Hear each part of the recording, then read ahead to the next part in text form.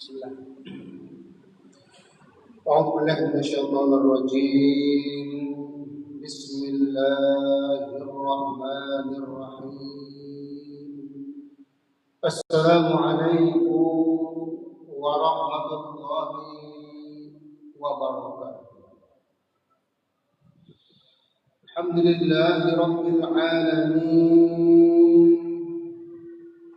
Wa bihi nasta'in على أمور الدنيا والدين نستعينه ونستغفره ونعوذ بالله من شرور أنفسنا ومن سيئات أعمالنا اللهم صل وسلم وبارك على حبيبنا وسيدنا ومولانا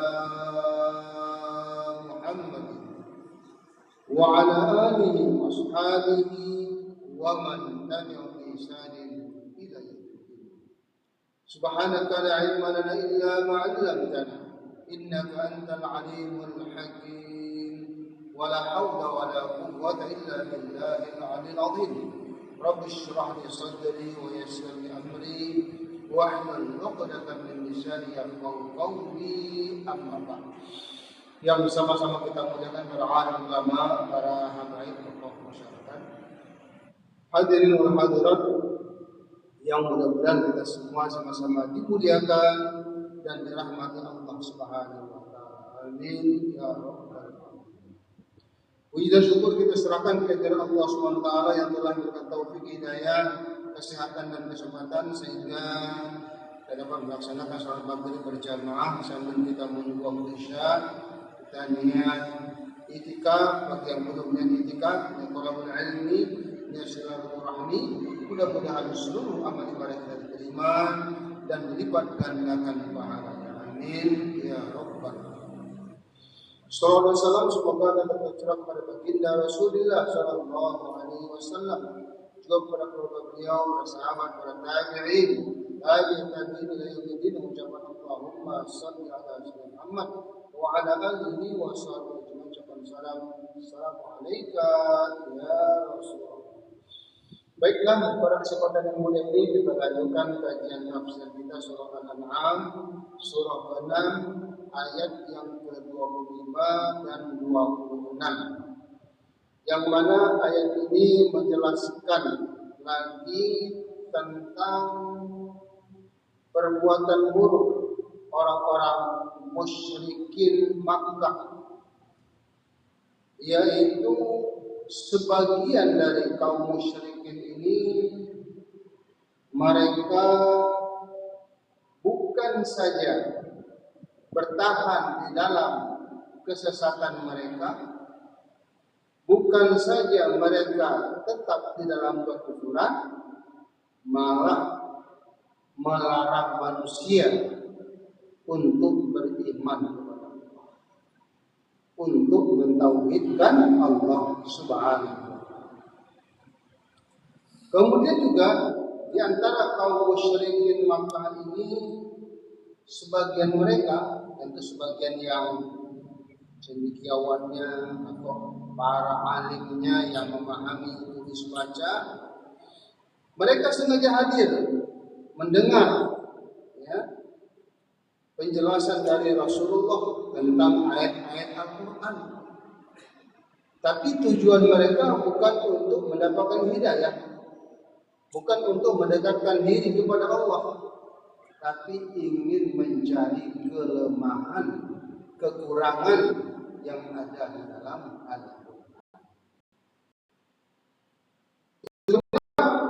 sehingga nanti mereka akan mudah menyampaikan kepada orang-orang ini kelemahannya, ini kekurangannya, sehingga boleh jadi yang sudah beriman bisa jadi ragu-ragu. Orang yang mau masuk Islam tidak jadi masuk Islam. Ini tujuan mereka. Dan kalau kita lihat di zaman kita sekarang, kelompok yang semacam ini tetap ada. Bahkan mereka bukan saja mendengar Quran, bahkan serius mempelajari Al-Quran. Bahkan sebagian mereka menghafal Al-Quran yang kita kenal dengan kaum orientalis. Bahasa Arabnya al-mustasyrikin. Al-mustasyrikin orang-orang yang mencari ilmu timur, itu ilmu Islam. Tapi tujuannya bukan untuk mendekatkan diri kepada Allah, bukan mencari kebenaran, tapi ingin merusak umat Islam dari dalam, supaya umat Islam ini minimal ragu-ragu, benar enggak ya ajaran Quran ini, relevan enggak ya ajaran Quran ini. Itu tujuan mereka. Minimal kalau bisa umat Islam meninggalkan Al-Quran, meninggalkan Islam. Ya. Maka di antara mereka ada yang belajar sampai S1, S2, S3, bahkan profesor di dalam ilmu agama Islam. Mereka buat sekolah besar-besar di negara mereka dengan biaya yang luar biasa. Mereka memberikan beasiswa kepada umat anak-anak kaum muslimin untuk belajar di sana, untuk dicuci otaknya. Ya. Yang mengajarnya jelas-jelas tidak beriman kepada Allah, musuh Islam. Maka mereka menanamkan racun-racun ke dalam yang tamatan S1, S2, S3, nanti setelah mereka kembali ke negara mereka masing-masing menanamkan pemahaman yang kita kenal sekarang, sekularisme. Apa itu sekularisme? Enggak perlu Tuhan lagi yang mengatur kita, cukup kita yang mengatur masalah dunia kita, masalah kehidupan kita. Bahkan mereka menganggap Tuhan itu sudah mati. Ini paham sekularisme. Atau paham pluralisme, menganggap semua agama itu benar, semua agama itu betul, ya, macam-macam ditanamkan. Kemudian mungkin ajaran Islam itu mereka katakan itu kan ajaran Muhammad. Muhammad kan manusia. Kalau Al-Quran itu buatan manusia, layak untuk dikritik, layak untuk studi bandingkan sesuai lagi ajarannya. Maka mereka tanamkan hal-hal mungkin yang kebanyakan umat Islam mungkin tidak tahu, masalah masalah warisan. Ini enggak sesuai, mengurangi hak kaum wanita. Padahal kalau kita tanya ini, bagi laki-laki itu 2 bagian perempuan. Setuju atau tidak? Kalau laki-laki setuju, ya, 2 bagian. Tapi kalau ditanya ke orang perempuan, mereka tanamkan keraguan. Bagian yang merawat orang tua ketika sakit, ketika mereka sudah tua. Yang laki-laki sibuk ke sana kemari, nggak peduli. Begitu meninggal dunia, yang laki-laki yang nggak tahu pernah memperhatikan orang tua malah dapat 2 bagian kalian. Apa itu? Termasuk hak asasi manusia. Ini melanggar hak macam-macam mereka tanamkan. Padahal kalau mereka berhadapan dengan ulama-ulama kita yang ar-rasikhun di dalam Al-Quran, mereka bisa menjawab. Islam bukan melihat besarnya jumlah uang tadi, tapi Islam melihat penting atau diperlukannya uang tadi. Ini yang dinilai. Kalau perempuan dia sudah punya suami, dia sudah diberikan mahar, dia sudah dibuatkan rumah, tapi laki-laki harus siapkan mahar, harus siapkan rumah, seluruh kewajiban rumah tangga di atas pundaknya. Jadi uang sangat dibutuhkan oleh kaum laki-laki. Sementara wanita diberikan dia rumah, nanti rumah harta warisan sama nilainya seperti laki. Padahal dia rumah suaminya sudah ada. Akhirnya tinggallah rumah kosong, enggak terpelihara. Uang, karena dia wanita tidak ada kewajiban harus membayar ini, main. Akhirnya uang tadi nggak bergerak. Padahal Islam menyuruh kita untuk memakmurkan dunia ini, mengembangkan dunia ini. Maka yang banyak memerlukan uang itu kaum laki-laki. Disitulah Islam ya memberikan bagi kaum laki-laki 2 bagian perempuan. Kalau sudah ngomong itu baru mereka terdiam ya. Begitu indah dan begitu dalamnya tingginya ajaran agama Islam. Tapi mereka sengaja membuat-buat. Kenapa yang jadi imam laki-laki? Kenapa enggak perempuan jadi imam juga? Ini juga mereka masalah masyarakat. Kemudian juga kalau laki-laki bisa menceraikan perempuan, kenapa perempuan nggak bisa menceraikan laki-laki? Arti ajaran Islam itu banyak bertentangan dengan HAM yang mereka tidak. Jangan berani-berani kita memukul anak didik kita. Ya, kalau kita pukul bisa berusaha sama polisi. Padahal dalam Islam, kalau 10 tahun saja melanggar itu bisa dipukul, tapi pukulan yang tidak mubalik. Nah, inilah mereka mencari-cari, ya. Kaum mustasyrikin, ya, ada kaum macam-macam namanya sekularisme, pluralisme, ya. Ini semuanya adalah ingin, ya, menanamkan keraguan di dalam umat Islam, dan tujuan mereka yang utama bagaimana umat Islam ini meninggalkan agama Islam. Walan tarda angkal yahud walan nasara hatta tattabi'a millata. Maka kita bukan zaman Rasulullah saja hal ini terjadi, tetapi zaman sekarang lebih canggih lagi, lebih banyak lagi. Mereka itu sistem yang bekerja itu 24 jam. Dia udah tidur, tapi sistemnya tetap. Dakwahnya dalam bermacam-macam programnya, sehingga kalau kita nggak hati-hati, kita juga bisa terseret, ya, meninggalkan agama yang mulia. Apa kaitan ayat ini dengan ayat sebelumnya? Jelas sekali. Ayat sebelumnya menjelaskan bahwasanya orang-orang yang musyrik yang menyekutukan Allah adalah orang yang paling zalim. Ya. Tidak ada lagi orang yang lebih zalim dari orang yang menyekutukan Allah. Maka Allah akan ancam mereka. Pada hari kiamat akan dikumpulkan dan akan dihinakan sehina-hinanya di hadapan seluruh manusia dan akan dimasukkan ke dalam azab yang berat. Maka jangan kita sampai, ya, ikut dengan pemahaman mereka, keyakinan mereka, ku anfusakum wa ahlikum nar, jagalah dirimu dan keluargamu dari api neraka. Inilah tujuan ayat ini, peringatan bagi kita. Jangan sampai kita nanti mendapatkan azab yang selama-lamanya di neraka Allah Subhanahu wa taala. Baik, kita akan bacakan dulu 2 ayat yang mulia ini, setelah itu kita terjemahkan, kemudian baru kita masuk kepada tafsir. Allah berfirman, A'udzu billahi minasyaitonir rajim. Bismillahirrahmanirrahim. Minhum man yastami'u ilaik وجعلنا على قلوبهم أكنة أن يفقهوا وفي آذانهم وقرا وإن يروا آية لا يؤمنوا بها حتى إذا جاءوك يجادلونك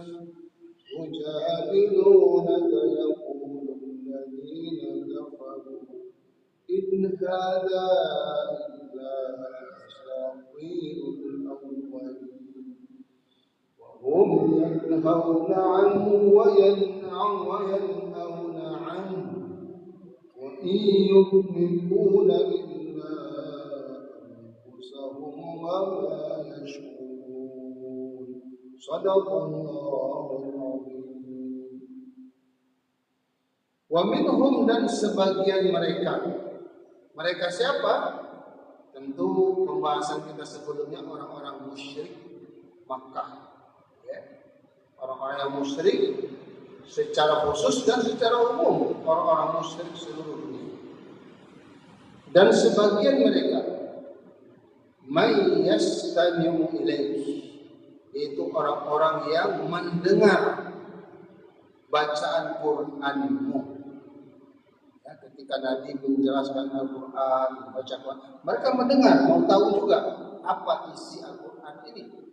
Tapi tujuannya bukan untuk ilmu, tujuannya bukan untuk mendapatkan petunjuk, mencari kebenaran, mau mencari kesalahan-kesalahan yang ada dalam Al-Quran. Wa ja'alna 'ala qulubihim akinnatan ay yafqahu wa fi adanihim waqra. Dan kami jadikan di dalam hati mereka itu tutupan. Hatinya tertutup. Ay yafqahu, untuk memahami Al-Quran tersebut. Wa fi adanihim waqra, dan di telinga mereka disumbat. Ya, dari dalam telinga mereka diberi penyumbat. Wa iyyaru kulla ayatin la yu'minu biha.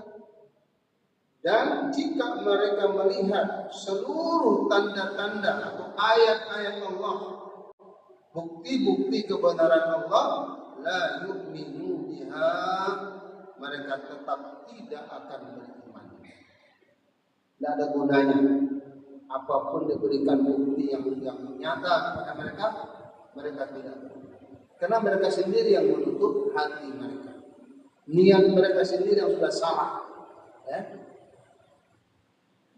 Hatta idza ja'u, sehingga apabila dia datang kepada engkau setelah dia merasa dapat ilmu, dapat informasi, yujadiluna, mereka akan berdebat. Mereka akan mendebat engkau. Yaqulul ladzina kafaru, orang-orang kafir tadi akan berkata, in hada illa asatirul awwalin. Tiadalah Al-Quran ini kecuali hanya berita-berita dongeng saja. Cerita-cerita masyarakat, ya, cerita-cerita sebelum tidur yang tidak ada asal usul, yang dibuat-buat. Mereka berkata demikian karena mereka tidak menemukan kesalahan dalam Al-Quran. Mereka tidak melihat, ya, kebatilan dalam Al-Quran. Akhirnya mereka berbohong, ya, menyatakan berita-berita itu adalah berita dongeng. Wa hum yanhauna 'anhu, dan mereka melarang dari mempelajari Al-Quran. Ada orang yang mau mengaji, ada orang yang mau masuk Islam, mereka larang ke jauh Islam. Itu orang gila, itu tukang sihir, macam-macam tuduhan mereka. Ya, menandakan yang mereka tuduh itu tidak benar, berubah-ubah. Yang berubah-ubah ini batil. Kalau memang benar satu aja sudah tuduhan.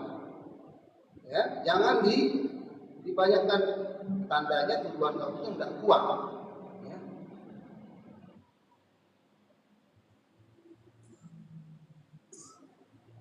Wa yan'auna, bukan hanya mereka menghalang orang lain, mereka juga tetap di dalam kekufuran. Tetap di dalam, ya, mengingkari Al-Quran, menjauhi Al-Quran.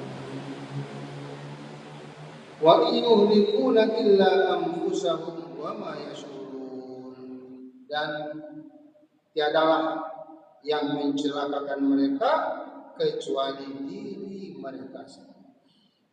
Mereka berbuat demikian bukanlah mencelakakan Nabi Muhammad, mencelakakan orang beriman, tapi sebenarnya mereka mencelakakan diri mereka. Mereka berbuat perbuatan yang buruk, perbuatan yang jahat, menyekutukan Allah, ya, menghalang-halangi orang mendapatkan yang hak kebenaran. Berarti mereka menganiaya. Mereka akan membinasakan diri mereka sendiri dari azab Allah Subhanahu wa taala.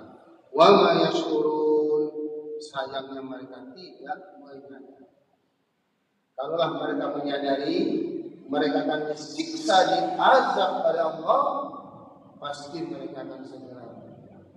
Tapi nggak sadar, ya, susah. Kalau orang nggak sadar, ya, andartahum am lam tundirhum la yu'minun. Baik, kita sudah membacakan dan menerjemahkan. Sekarang kita masuk kepada tafsir. Ya. Tafsir artinya penjelasan yang lebih dalam, lebih luas, sehingga kita bisa mengambil faedah, petunjuk, ya, terkandung di dua ayat yang mulia ini, supaya kita jadikan pedoman, ya, dalam kehidupan kita, supaya kita selamat, ya, supaya kita berhati-hati.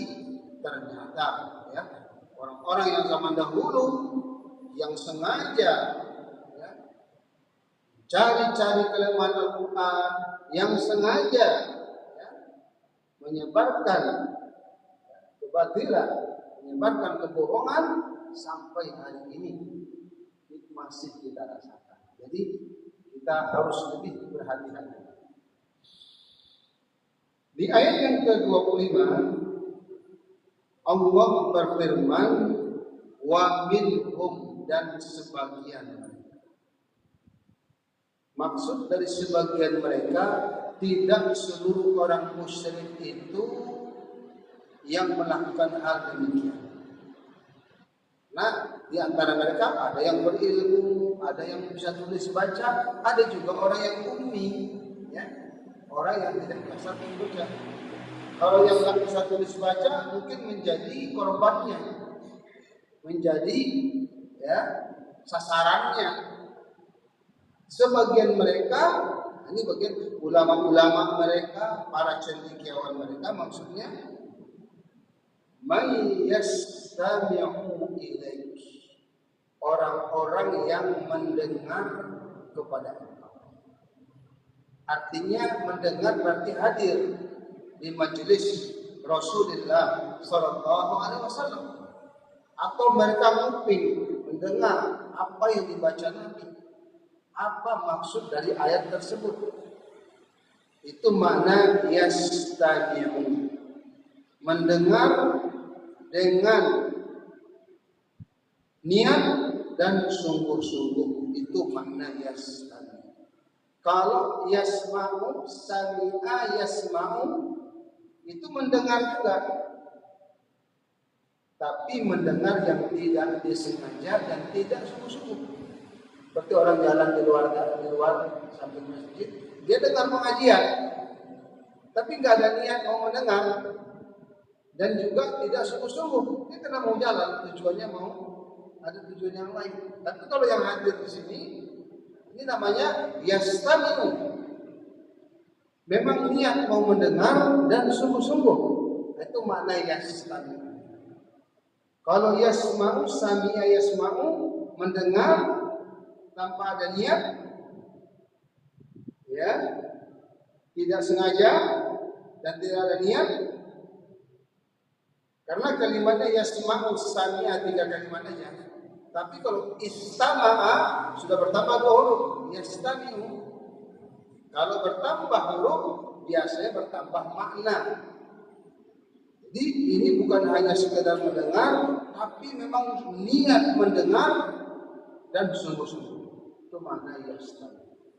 Jadi ada sekelompok orang-orang musyrik, orang-orang kafir itu, yang mereka memang benar-benar mendengar, sungguh-sungguh niat mendengar, tapi sayangnya niatnya bukan untuk mendapatkan petunjuk dari Allah, mendapatkan kebaikan dari Allah. Tujuannya untuk mencari kelemahan-kelemahan Al-Quran, untuk menjatuhkan Al-Quran. Ini kan sudah berbeda. Maka di sini disebutkan may yastami'u ilaik. Kalau zaman dahulu hanya sekedar mendengar sungguh-sungguh serius, kalau zaman sekarang bukan hanya mendengar lagi, malah mereka buat sekolah-sekolah besar. Mereka datang ke negara-negara Arab, ya, universitas Islam terbesar di dunia, datang ke sana dibiayai karena mereka pura-pura masuk Islam, ya. Setelah mereka memahami Al-Quran, hafal Al-Quran, tahu tafsir hadis, mereka buat sekolah di negara mereka, dibiayai dengan biaya yang luar biasa. Kemudian mereka membuatkan pengumuman melalui internet, melalui dosen-dosen mereka, tentu mahasiswa-mahasiswa kita atau anak-anak pondok kita yang biasanya mereka mendapat bantuan dari orang tuanya hanya sekedar saja, ini dapat beasiswa yang besar, ya. Ini dapat ya biaya yang luar biasa, tentu belalak mau ikut, ya. Akhirnya berangkat belajar di sana. Di sana diajarkan kalau kalian belajar di sini, kosongkan dulu pikiran kalian. Kebenaran-kebenaran selama ini kosongkan dulu. Kalau sudah kosong, terus datang guru yang mengajar, yang jelas-jelas ingin merusak, tentu tambah ya, tambah rusak. Nah, ini tujuan mereka.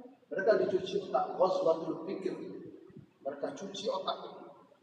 Baru mereka nanti ajarkan, bandingkan, sehingga ya, banyak ulama-ulama kita, para murid-murid kita, anak-anak kita yang terpengaruh oleh ya program mereka, ya. Maka kita suruh hati-hati sebagaimana yang kita disebutkan di mukadimah.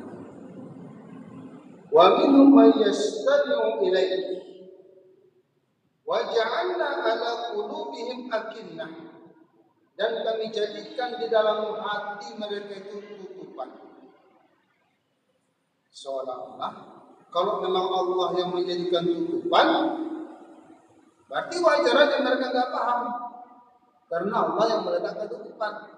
Sebenarnya bukan Allah yang meletakkan tutupan dahulu, mereka yang mengatakan wa qalu qulubuna ghulf. Mereka berkata hati kami tutup. Muhammad, kamu nggak usah dakwah kepada kami, percuma saja. Kami tutup hati kami. Berarti mereka sendiri yang menutup. Khatamallahu ala qulub. Karena mereka yang menutup, Allah juga mencap hati. Karena itu keinginan mereka. Allah di dunia ini berikan dua pilihan, mau beriman atau mau kafir. Ujian, ya. Pilih iman, kamu beruntung, lulus. Kamu pilih kekafiran, silakan, tidak ada masalah. Tapi ingat, kamu ya termasuk orang-orang yang gagal, yang akan mendapatkan azab dan siksa dari Allah Subhanahu wa taala. Mungkin kenapa mereka memiliki kekufuran? Mungkin karena kesombongan. Ini Muhammad pengembala kambing, nggak bisa tulis baca, mau coba-coba ngajar kita.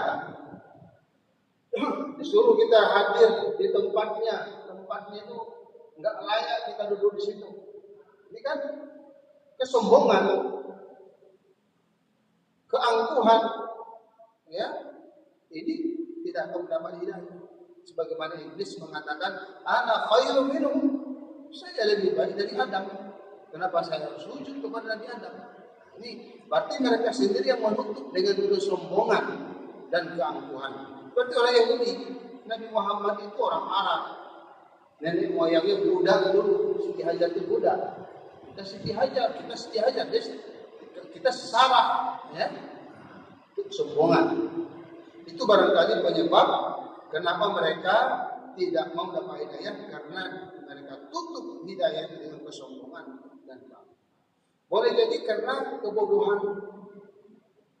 Orang-orang yang tidak tahu, tidak pernah belajar, mereka ikut, mereka beri bantuan, mereka beri fasilitas, ya, mereka angkat jadi petugas dan sebagainya. Akhirnya, ya, terikut dengan pemahaman yang baru. Ya. Jadi macam-macam penyebabnya. Kalau kebodohan seperti orang yang Kristen, itu kan karena kebodohan mereka. Waladhdallin, bukan jalan orang yang sesat. Yang mereka itu ya sengaja dibodoh-bodohi oleh orang Yahudi. Nah, tapi begitu datang hidayah, begitu datang petunjuk, sudah mereka mendapatkan keislaman. Coba lihat di YouTube, banyak sekali para pendeta yang masuk Islam setelah mereka bandingkan antara Quran dengan Injil, Bible, Lukas dan sebagainya, Taurat, mereka melihat di situ benang-benangnya. Asyhadu an la ilaha illallah. Tapi kalau kesombongan, keangkuhan seperti orang Yahudi, mereka Ya'rifunahum kama ya'rifuna abna'ahum. Mereka kenal betul Nabi Muhammad sebagaimana mereka mengenal anak-anak mereka. Tapi karena kesombongan tadi, keangkuhan itu yang menutup hati. Jadi sini Allah mengatakan wa ja'alna 'ala qulubihim akinnah. Kami jadikan dalam hati mereka itu penutup, hatinya tertutup. Karena kesombongan tadi, ayyaqahu untuk memahami apa yang disampaikan Nabi, tidak sampai ke dalam hati mereka yang paling dalam, sehingga tidak bermanfaat Al-Quran itu ketika mereka dengar, ketika mereka pelajari. Wa fi adanihim waqra, dan di dalam pada telinga mereka dibuat penyumbat, ya, sehingga mereka dengar, tapi karena ada penyumbat tadi tidak sampai masuk ke dalam hati. Tambah lagi hati mereka sudah tutup, ya. Maka inilah orang-orang yang summun bukmun bahum la yubsirun, ya. Tidak ada gunanya mereka punya telinga, tidak ada gunanya mereka punya mata, ya. Karena niat mereka sudah salah, mencari kebatilan, ya. Menjauhi kebenaran. Wa iyarau kulla ayatin la yu'minu biha.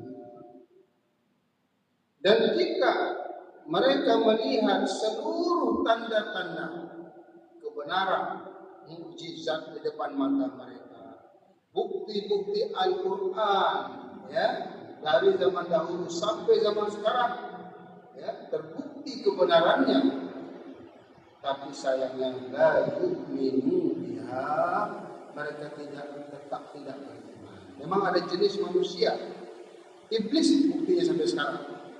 Tanda apalagi yang enggak dia lihat, dia sudah di surga, ya. Dia melihat kebesaran Allah, melihat para nabi-nabi yang diutus. Apa yang kurang lagi? Tapi karena kesombongan, keangkuhan, itulah yang menghalangi, itulah yang menutup hatinya menerima. Maka kita jangan sampai seperti itu, ya. Jangan sampai hati kita keras, jangan sampai hati kita ini kotor, sakit. Di qulubihim marad, dalam hati mereka itu ada penyakit, ya. Berusaha kita untuk mengobatinya, berusaha kita untuk memperbaikinya. Kemudian juga kalau nggak diperbaiki bisa mati. Kalau dibiarkan mati bisa keras. Kalau mati masih bisa dihidupkan.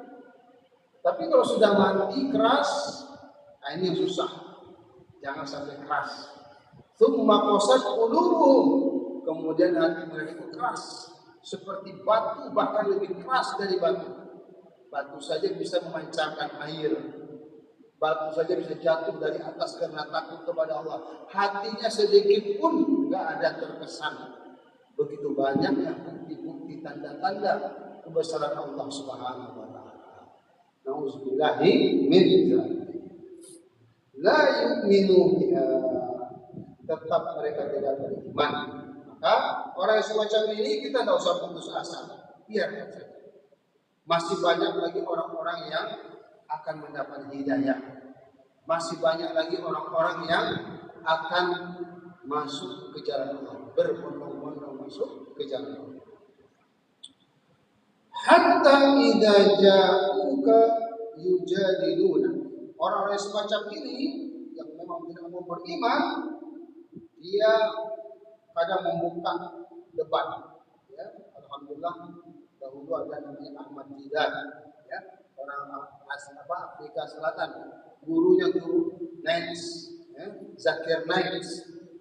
Itu banyak sekali orang masuk Islam. Ya, karena dia sampaikan yang hak, yang mencari tadi, yang mencari yang hak, mudah mendapatkan hidayah, ya. Setelah beliau diganti oleh Zakir Naik, ya, dan sekarang alhamdulillah di Indonesia kita silakan dilihat, ya, di WhatsApp, YouTube, ya, para mualaf, para ustaz, yang mempunyai kemampuan yang luar biasa sehingga banyak orang-orang mendapat hidayah dari Allah Subhanahu wa taala. Tapi orang yang sejenis ini seperti orang orientalis, seperti Snow Koronil yang di Aceh, ya. Berapa tahun dia berpura-pura beragama Islam, ya. Kalau dia berjumpa dengan Nabi, dia berdebat, ajak berdebat. Karena dia mungkin sudah merasa punya ilmu, sudah mempunyai beberapa temuan, menganggap dia itu kelemahan Islam. Apa katanya? Yaqulul ladzina kafaru, orang-orang kafir tadi akan berbicara mendebat Nabi, in hadza illa asatirul awwal. Tiadalah Al-Quran yang kamu bawa ini Muhammad, yang turun kepadamu ini, kecuali hanya asatirul awwalin, dongeng-dongeng orang-orang dahulu. Biasanya kalau kita tidur dulu sama orang tua kita, diceritakanlah kancil dengan buaya, ya kan? Kancil dengan harimau, macam-macam cerita. Karena kita tidak dalam kehidupan kita. Kadang untuk menceritakan supaya bertambah imajinasi kita. Jadi seolah dia mengatakan yang disampaikan Al-Quran, kisah-kisah orang dahulu, kisah-kisah ya para nabi, soleh, itu hanya cerita dongeng. Kenapa? Karena mereka tidak mendapatkan alasan yang tepat untuk mengalahkan Al-Quran. Al-Quran mengatakan, wa in kuntum fi raibin mimma nazzalna ala abdina. Kalau kamu masih ragu terhadap apa yang kami turunkan kepada hamba kami, coba buat satu surah saja. Panggil seluruh manusia yang terpintar di muka dunia ini. Panggil seluruh jin, ya. Karena yang bisa mereka rekrut itu dari kelompok manusia dan jin, minal jinnati wan nas. Dari kelompok malaikat mereka tidak akan bisa, karena malaikat itu Allah ciptakan makhluk yang taat kepada Allah dan tidak pernah sedikit pun berbuat maksiat kepada Allah. Mereka nggak sanggup. Atau hewan percuma saja mereka rekrut, nggak bisa kerja. Ya?